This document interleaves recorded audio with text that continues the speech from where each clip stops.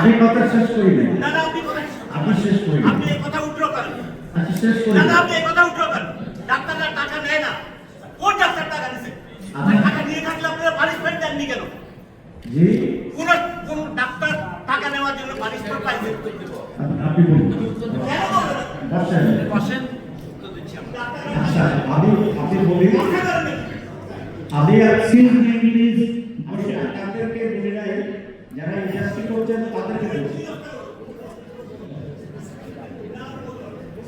আচ্ছা ঠিক আছে তখন না না প্লিজ আপনি এরকম করতে পারেন না কিন্তু আপনি প্লিজ আপনার মাথার কথা হচ্ছে আমি ডাক্তারদের কথা বললেন টাকা নেয় আমি বলছি ইন্ডাস্ট্রির মালিকেরা টাকা দেয় আমাকে দেয়। জি জি প্লিজ আপনি বলছেন ইন্ডাস্ট্রি মালিকের টাকা দেয় আমি ফার্মাসিউটিক্যাল ইন্ডাস্ট্রির সাথে জড়িত আছে আমি জানি। আমি বলছি এই জন্য প্রাইস রিডিউস করতে হবে বাংলাদেশের এটা একটা সমস্যা।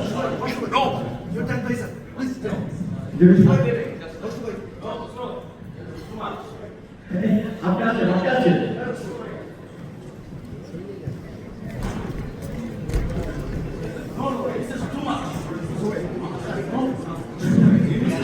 সাজু ভাই সাজু ভাই আমি অনুরোধ করছি আপনি আছেন সাজু ভাই আমি অনুরোধ করছি আপনি আপনার প্রশ্নে বলবেন। আমরা সত্যকে যদি এর মানে কারণ correction is one of the majority today আমি এটা মনে করি বাংলাদেশে corruption is a big disease এবং এরপর আমি চাইলে আমরা একটা অভিজ্ঞতা বলবো।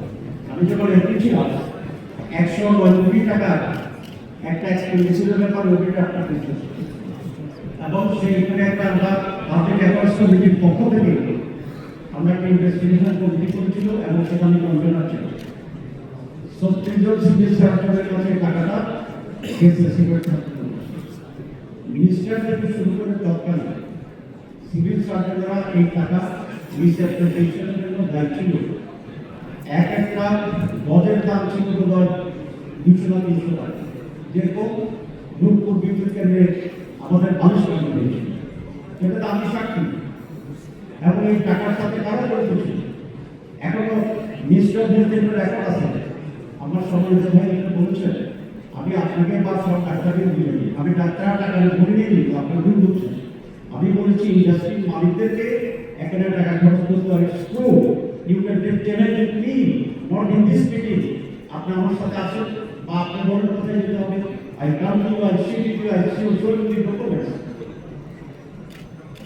সুতরাং প্রত্যেক লোক কিন্তু আপনি বলার প্রশ্ন আসেন আপনি প্রত্যাশা কিন্তু এটা একটা একদম বাস্তব এটা আমাকে এটা সিদ্ধান্ত আমার ইন্ডাস্ট্রির সাথে জড়িত আমি